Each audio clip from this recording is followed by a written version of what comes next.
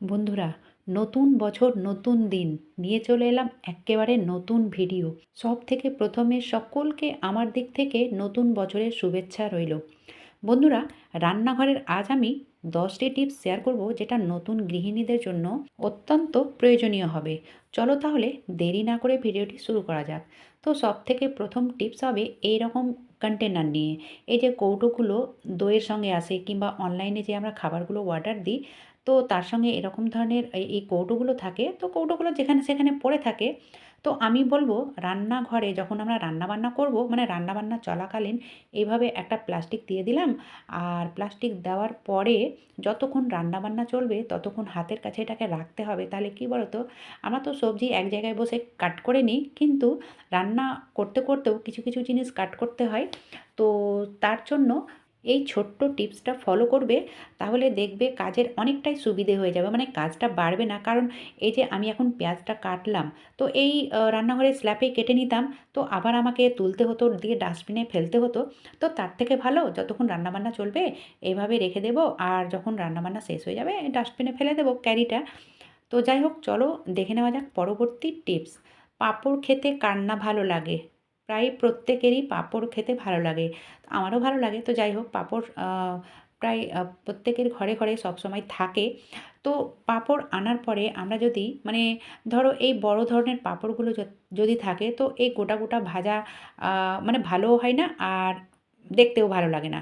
তো সবথেকে প্রথমে যেটা করতে হবে, আনার পরে আমরা যেভাবে, মানে এটাকে ভাজবো সেই হিসাব করে কাট করে নেব। তো আমি এটা 2 ভাগ করে নিয়েছি। তো এই ক্যারির মধ্যেই করে নিলাম। করে নেওয়ার পরে এটা দেখো রাখতে হবে কিভাবে। অবশ্যই এটাও যে কোনো কন্টেনার বা কৌটোর মধ্যে রাখতে হবে। তো আমি বলব, ট্রান্সপারেন্ট যে কৌটোগুলো থাকে কিংবা ঢাকনাগুলো থাকে, তাহলে কী বলো তো, এটা দেখতে পাবো ওপর থেকে। কারণ রান্নাঘরে অনেক রকম জিনিস থাকে যেগুলো আমরা রেখে ভুলে যাই বা সময়ে খুঁজে পাই না। তো অবশ্যই তোমরা ট্রান্সপারেন্ট এই কৌটোর মধ্যে রাখবে। আর এভাবে কাট করে রাখলে হবে কি, যখন প্রয়োজন হবে তখন আমাদের তাড়াহুড়ো হবে না। আমরা চট করে এটাকে ভাজতে শুরু করব। মানে বার করে, মানে ভাঙাভাঙির কোনো আ ব্যাপারটা থাকবে না। এবারে দেখে নেওয়া যাক পরবর্তী টিপস। তো যারা তেলে ভাজা খেতে পছন্দ করো না, পাঁপড় তোমরা এইভাবে ভেজে নিতে পারো শুকনো মানে তাওয়ায়। তো তাওয়াটা দিলাম, তাওয়ার ভালোভাবে গরম হয়ে গেলে এইভাবে দেবে। তাহলে কী বলো তো, একসঙ্গে 2-3টে কিন্তু ভাজা, মানে 2-3টেও হবে। তো আমি 2টো করেই ভাজছি। ঠিক আছে? এভাবে দেখো। আর আমি নিয়েছি একটা ম্যাশার আর চিমটে, ঠিক আছে? চিমটেতে যেহেতু তুলছি, আর ম্যাশার দিয়ে এইভাবে চেপে চেপে করলে খুব তাড়াতাড়ি হবে, আর খুবই ভালো করে এটা মানে পাঁপড়টা ভাজা হবে। এই দেখো বন্ধুরা, আগুনে, মানে যদি গ্যাসের চুলায় ডাইরেক্ট ভাজতে যাও, তো সেটা কিন্তু শরীরের পক্ষে ভালো নয়। তো অবশ্যই তাওয়া কিংবা কড়াইয়েও তোমরা এই কাজটা করে নিতে পারো। চলো দেখে নেওয়া যাক পরবর্তী টিপস। তো এখানে আমি 2টো বোতল কাট করেছি, একটা 8 আঙুল মতো ওপর পাট আর একটা 4 আঙুল মতো। ঠিক আছে? এবারে এই বোতল 2টার কাজ কি হবে রান্নাঘরে? তো রান্নাঘরে আমরা এই আ আ মিক্সারটা রেখে থাকি। তো ব্যাপার হচ্ছে, অবশ্যই সবাই ঢেকে রাখে, আমিও ঢেকে রাখি। তো বন্ধুরা, আমি এই মানে টুপি, পুরনো টুপি দিয়ে ঢেকে রাখি। আর এই মিক্সারটা ঢাকা উচিত, কারণ এই জায়গাতে যদি কোনো রকমে ইঁদুর-টিঁদুর কাট করে দেয়, তাহলে কিন্তু একেবারে বেকার হয়ে যাবে। ঠিক আছে? তো এই যে বড় বোতলটা, মানে 8 আঙুল মতো আমি কাট করেছিলাম, সেটা কিন্তু ওপরে উঠে থাকবে। আর 4 আঙুল মতো কাট করলে এটা একেবারে সেট হয়ে থাকবে। তো তোমরা এইভাবেও এই জায়গাটুকু মানে ঢেকে রাখতে পারো। আর সত্যি কথা বলতে, আমি কিন্তু এই টুপি দিয়েই ঢেকে থাকি। যারা নতুন গৃহিণী, অবশ্যই তোমরা এই টিপসটা ফলো করবে। চলো দেখে নেওয়া যাক পরবর্তী টিপস। মহিলাদের কাছে এই ক্লাচারগুলো অবশ্যই থাকে, অনেকগুলোই থাকে। আর আমরা এগুলো টাকা পয়সা দিয়ে কিনে আনি ঠিকই, কিন্তু এগুলো বেশি দিন লাস্টিং করে না। আর কেন করে না? এই যে এই জায়গাতে জং লেগে যায়, কারণ এটা লোহার থাকে, সেই কারণে এটা জং লেগে যায়। আর জং লাগলেই জোর করে, মানে খোলা লাগা করতে থাকি, আর সেই কারণে এটা তাড়াতাড়ি ভেঙে যায়। তো বন্ধুরা, এখানে নিতে হবে নেল পলিশ। তো যদি ট্রান্সপারেন্ট নেল পলিশ থাকে তাহলে সবথেকে ভালো, কারণ সেটার কোনো কালার থাকে না।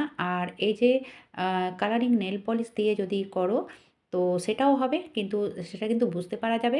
আর যেটা ক্লাচারের কালার থাকবে, সেই কালারের যদি নেল পলিশ থাকে তাহলে তো ভীষণই ভালো হবে। তো অবশ্যই তোমরা নতুন ক্লাচার কিনে আনার পরে মানে এই কাজটা করে নিলে না, এর আয়ু কিন্তু অনেকটাই বেড়ে যাবে। মানে অনেক দিন পর্যন্ত এটা টিকবে। তো অবশ্যই তোমরা এই টিপসটা ফলো করতে পারো, কারণ দেখো এইগুলো তো মহিলাদের পছন্দের জিনিস, এগুলো থাকবেই। আর আমরা মানে দোকানে গেলে এইগুলো ঘরে থাকলেও আবার কিনে নিই নতুন করে। তো যাই হোক, আনার পরে এই কাজটা অবশ্যই করে নিও। চলো দেখে নেওয়া যাক পরবর্তী টিপস। তো পরবর্তী টিপস হবে এই ডিম নিয়ে। কারণ ডিম তো এমন কোনো ঘর নেই যে ডিম আনা হয় না। আর বেশিরভাগই এগুলো মানে পুরো প্যাকেটটাই কিনে আনা হয়। তো যাই হোক, এগুলো আমরা আনার সঙ্গে সঙ্গে কিন্তু ফ্রিজে রেখে দিই। আমার মতে সঙ্গে সঙ্গে ফ্রিজে না রেখে যেটা করা উচিত, কারণ এর মধ্যে না প্রচুর পরিমাণে ব্যাকটেরিয়া থাকে, যেগুলো আমরা সঙ্গে সঙ্গে ফ্রিজে রাখলে অন্য যে খাবারগুলো থাকে, তো এখান থেকে সেই খাবারেও ব্যাকটেরিয়া ছড়াবে। তো আমাদের অসুখ বিসুখও হবে। তার থেকে ভালো এটা আনার পরে না জলে ভিজিয়ে রাখতে হবে। মোটামুটি 10 থেকে 20 মিনিট জলে ভিজিয়ে রাখলে যথেষ্ট। তাহলে এর গায়ে যদি কিছু লেগেও থাকে সেটা কিন্তু ফুলে যাবে। আর তারপরে এই দেখো দেখো, ঠিক আছে, ফুলে যাবে। তারপরে হাত দিয়ে মানে হালকা হাতে এটাকে কচলে নিতে হবে। কচলে কচলে আমি জলটাকে ফেলে দিলাম। ফেলে দেওয়ার পরে আবারও আমি জল দিলাম। ঠিক আছে, মানে একবার জলটাকে চেঞ্জ করলাম। তো অবশ্যই তোমার মানে জলে ডিমটা দেওয়ার পরে 10 থেকে 20 মিনিট ভিজিয়ে রাখবে। ভিজিয়ে রাখার পরে ভালো করে এটা কচলিয়ে ধুয়ে নিতে হবে। দিয়ে একটা ঝাঁঝরিতে আমি এইভাবে রেখে দিলাম। রেখে দেওয়ার পরে এর জলটা অবশ্যই ঝরে যাবে। ঝরে যাওয়ার পরে যেটা করতে হবে সেটা হচ্ছে খুবই সহজ কাজ। আর সহজ কাজ বলতে এই রান্নাঘরের যে টাওয়াল কিংবা গামছা দিয়ে কিংবা যে কাপড়গুলো থাকে পরিষ্কার পরিচ্ছন্ন, সেই কাপড় দিয়ে মুছে নিতে হবে, মানে শুকনো করে নিতে হবে। ঠিক আছে? তো যেমনটা তোমরা দেখতে পাচ্ছ, তো অবশ্যই এইটুকু কাজ সবাই জানো। যারা জানো না তাদের জন্যই এই টিপসটা। ঠিক আছে? তো আমি এইভাবে মুছে নিলাম। মুছে নেওয়ার পরে চলো এবার এটা রেখে দেওয়ার পালা।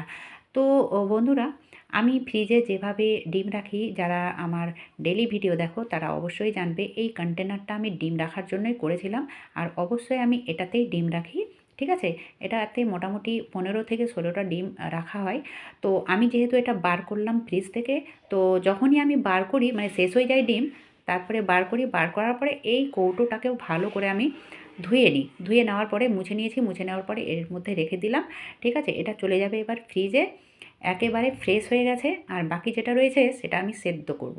ঠিক আছে? তো সেদ্ধ করার সময় মানে ডিম সেদ্ধ করার সময় বন্ধুরা যদি কিছুটা মানে 1 চামচ লবণ দেওয়া হয়, যেহেতু এটা বেশি পরিমাণে ডিম রয়েছে, তাহলে কিন্তু ছিলতে এতটুকুও অসুবিধে হবে না আর একটাও ভাঙবে না। এই দেখো, আমি যতগুলো ডিম সেদ্ধ করেছি মানে সবটা একদম ঠিকঠাক আছে আর ছিলতে কোনো অসুবিধে হয়নি। এবারে এতে মানে নুন হলুদ দিয়ে দিলাম, দিয়ে এটা ভেজে নেব। তো যাই হোক, চলো দেখে নেওয়া যাক পরবর্তী টিপস। তো এই যে ছোট বাচ্চাদের জন্য হুইপসগুলো আমরা ঘরে রেখে থাকি, তো শুধু যে ছোট বাচ্চারই কাজে লাগে সেটা নয়, এমার্জেন্সির জন্য আমরা আমাদের এই যে নখে ময়লা টয়লাগুলো জমে থাকে না, তো আমরা মানে তাড়াহুড়োতে যদি কোথাও যাই আর নখে যদি ময়লা থাকে, তো চট করে না এই কাজটা তোমরা করে নিতে পারো। হুইপস দিয়ে কিন্তু ভীষণই ভালো নখটা পরিষ্কার হয়, করে দেখবে তাহলেই বুঝতে পারবে। চলো এবার দেখে নেওয়া যাক চামচে কিভাবে আমরা বড় বড় মাছকে কেটে নিতে পারি।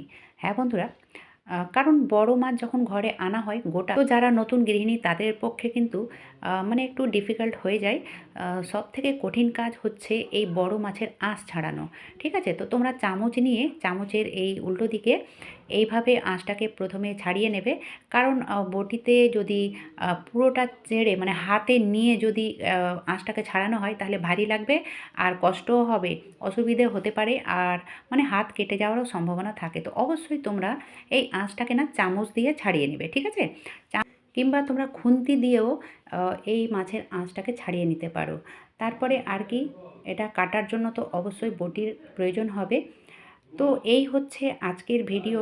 কেমন লাগলো বন্ধুরা আজকের ভিডিওটা? যদি ভালো লেগে থাকে তাহলে অবশ্যই ছোট্ট একটা লাইক করার সঙ্গে চ্যানেলে যদি নতুন হয়ে থাকো তাহলে চ্যানেলটাকে সাবস্ক্রাইব করে নিও। সাবস্ক্রাইব করার পরে যেটা অল আসবে সেটাতেও ক্লিক করতে হবে, কারণ অলটাতে ক্লিক না করলে প্রত্যেক দিনের নোটিফিকেশান পাবে না। আর অলটাতে যদি ক্লিক করা হয় তাহলে আমি যে ডেলি ভিডিও আপলোড করি সব থেকে প্রথমে নোটিফিকেশান পেয়ে যাবে। তো আজকের মতো এখানেই শেষ করলাম। এতক্ষণ আমার সঙ্গে আমার ভিডিও দেখার জন্য তোমাদের অসংখ্য ধন্যবাদ। তোমরা সবাই ভালো থেকো, সুস্থ থেকো।